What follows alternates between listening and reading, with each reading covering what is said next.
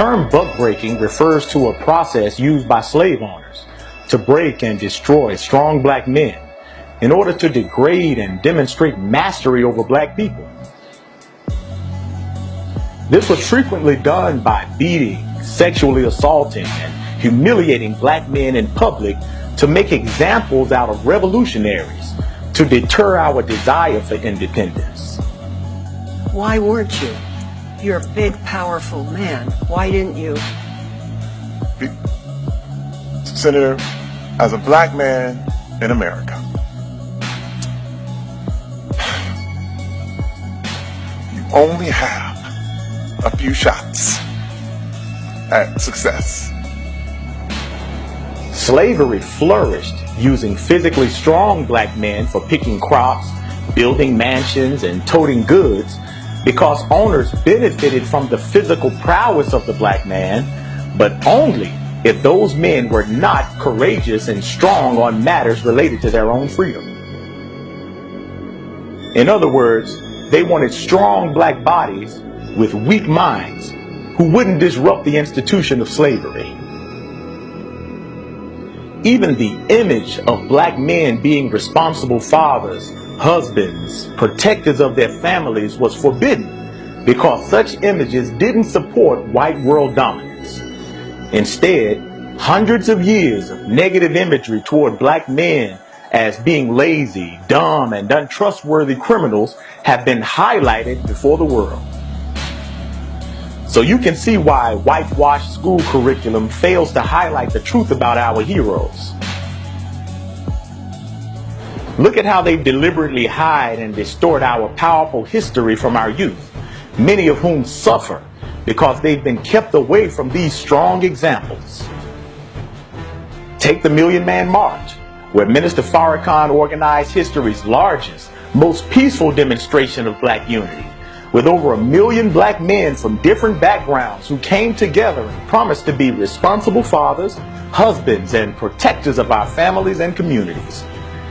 Yet some whites wickedly describe this noble act as misogyny or toxic masculinity.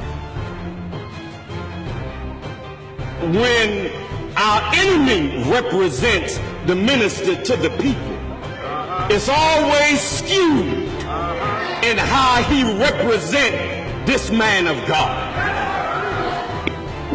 The power structure hated and attacked these strong positive images of black men so much that they've spent billions just to keep black youth from identifying with the wisdom of Minister Farrakhan, because they know that he causes us to think and act independently of their control.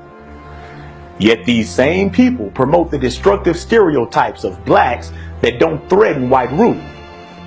And the differences I had with the producers of the show was that I felt too much emphasis was being put on JJ and his chicken hat and saying dynamite every third page in those days, and they got tired of having their lives threatened over jokes, so they said, "Tell you what, why don't we kill him off and we'll all get on with our lives."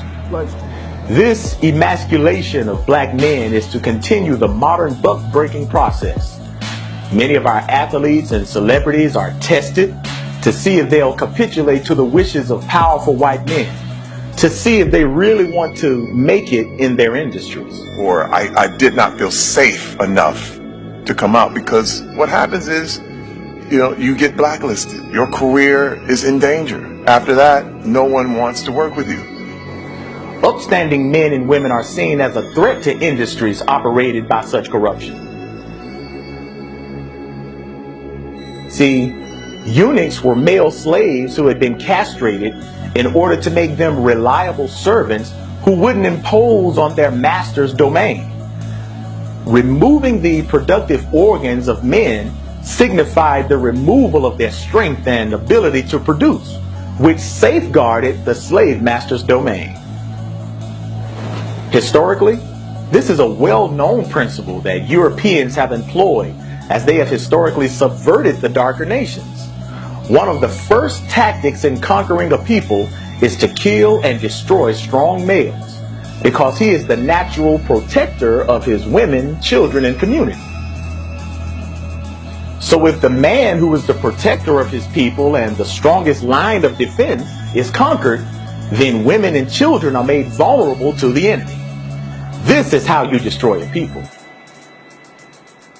Today's assault is more of a social, legal, financial, political, and even chemical castration that target our people who exhibit the strength to challenge this corrupt paradigm of white supremacy.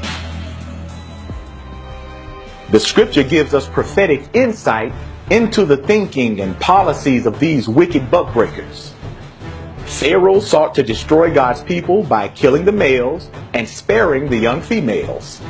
Similarly, Herod ordered the execution of all young males as he feared the rise of the Messiah. This is how American slavery destroyed our strong black males and took our women as their prize or booty to make her the unwitting facilitator of the white man's dominance. So America's buck-breaking is alive and well as strong, positive black male images are attacked, damaged, and then vilified as the new enemy. Pat Buchanan, former senior advisor to several U.S. presidents, wrote about these age-old tactics of conquering the people by demoralizing their heroes and severing them from their true history, then replacing it with another history and culture. Perhaps the saddest aspect of this dilemma is that we keep falling for it because we don't study the truth of history or ourselves. So this toxic masculinity stems from the white man who subdued black male prowess in order to subdue our people. The results are still present today, with many of our homes being run by single moms and most of our school teachers being women. The problem with us is not so much toxic masculinity as it is the lack of true black masculinity. Our lack of knowledge of the truth and the enemy's operations keeps us destroyed. And our rejection of those who brought the truth with clear solutions continue to make us an easy prey. So let us be wise today, wise enough to see and overcome the tricks being played against our people.